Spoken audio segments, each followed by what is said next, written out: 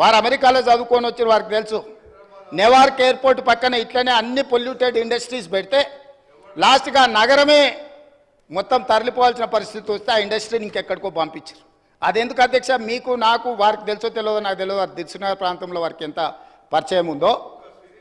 ఒక series company 30 ఎకరాలలో ఉంటే కొన్ని వేల ఎకరాల ప్రాంతంలో కలుషితమైపోయి బోర్ వేసుకుంటే ఆ నీళ్లతో అన్నం వండుకుంటే వెనకటికి సారె పెట్టుకొస్తే పసుపు బియ్యం వండేటోళ్ళు తెలుసు కదా, పచ్చగా ఎల్లోగా. అట్లా సామాన్యులు ఆ బోర్ నీళ్ళతో వంట వండుకుంటే పసుపు బియ్యం వండుకొని తిన్నట్టుగా ఉండి ఆ ఏరియాల కలుషితం. కేవలం 30 ఎకరాలలో ఉన్న సిరీస్ ఫ్యాక్టరీతోని మొత్తం చైతన్యపురి దిల్సుఖ్నగర్ ఆ ప్రాంతమే పూర్తిగా కలుషితం అయిపోయింది అధ్యక్ష.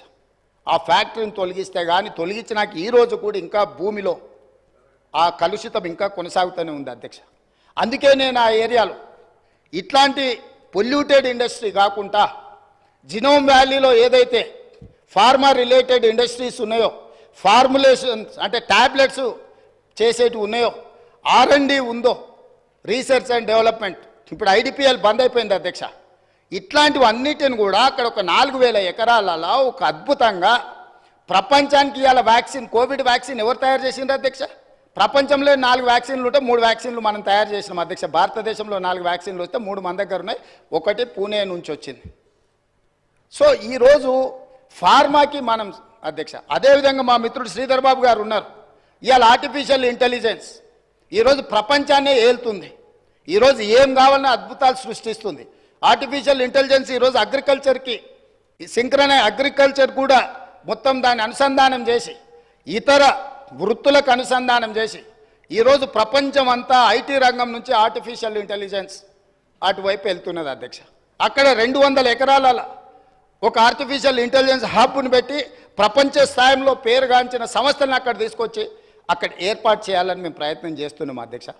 రోజుకు 18 గంటల అధికారులను సమన్వయం చేసుకుంటూ ప్రపంచంలో ఉన్న ప్రతి ఒక్కరిని మేము సంప్రదిస్తూ ముందుకెళ్తున్నాం. ఈ ఆర్టిఫిషియల్ ఇంటెలిజెన్స్ గురించి మేము చర్చించుకునేటప్పుడు ఏదో ప్రశ్న వచ్చింది. ఆర్టిఫిషియల్ ఇంటెలిజెన్స్కు KTRకు పోలికేంది అని ఎవరో ఇట్లా వాళ్ళు మాట్లాడుతా ఏదో అడిగినారు అధ్యక్ష మా మంత్రి గారికి.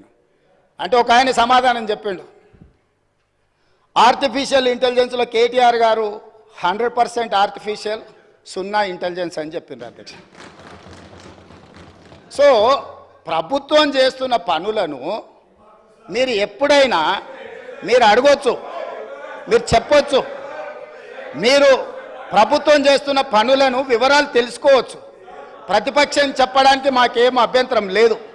కాబట్టి ఇవాళ ఆ ప్రాంతాన్ని ఒక అద్భుతమైన నగరంగా వారు ఏదైతే మెట్రో రైల్ గురించి చెప్పినరో నేను ఇప్పుడు మళ్ళీ కూడా చెప్తున్నా అధ్యక్ష.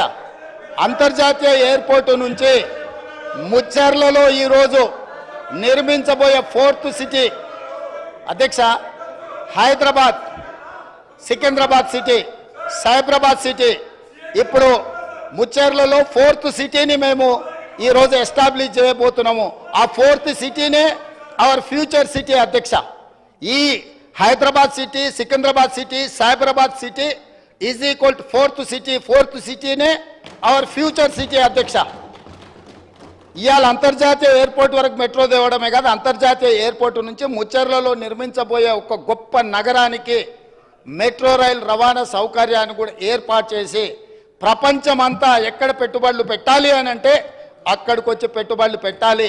వైద్యం కావాలంటే అక్కడికి రావాలి, ఉద్యోగం కావాలంటే అక్కడికి రావాలి, స్కిల్ నేర్చుకోవాలంటే అక్కడికి రావాలి, అంతర్జాతీయ క్రికెట్ పోటీలు జరగాలంటే అక్కడికి రావాలి, గల్ఫ్ క్లబ్ ఆడాలి అని అంటే వాళ్ళంటి శ్రీమంతులు ఆడుకునే గల్ఫ్ అని ఉన్నది కదా అధ్యక్ష. మాకు తెలియదు, మేము ఊర్ల నుంచి వచ్చిన వాళ్ళం, కానీ వాళ్ళ శ్రీమంతుల కోసం పెట్టుకునే గల్ఫ్ ఉంది కదా అధ్యక్ష. దానికి కూడా పెద్దలు సురేందర్ రెడ్డి గారిని పిలిచి మాట్లాడి మీ నేతృత్వంలో 200 ఎకరాలు అక్కడ ఇస్తాము. ఈ అంతర్జాతీయ పెట్టుబడులకి ఇవన్నీ కూడా ప్రామాణికంగా ఈరోజు చర్చిస్తున్నారు. మీరు గల్ఫ్ క్లబ్ కూడా అక్కడ డెవలప్ చేయండి అని పెద్దలు సురేందర్ రెడ్డి గారిని, ఎందుకంటే Hyderabad golf club, Hyderabad race club, ఇట్లాంటి గొప్ప గొప్ప వాటిని వారు ప్రారంభించి వారు అద్భుతంగా ముందుకు తీసుకెళ్ళిండ్రు, వాటిని సక్సెస్ చేసిండ్రు. వారి అనుభవం మన రాష్ట్రం ఉపయోగించుకోవాలని చెప్పి ఈరోజు అక్కడ గల్ఫ్ క్లబ్ కూడా మనము ప్రణాళికలు చేస్తున్నాం అధ్యక్ష. ఇవన్నీ 7 నెలల్లోనే మేము ఏమీ చేయలేదన్నట్టుగా, పూర్తిగా వైఫల్యం చెందినాం అన్నట్టుగా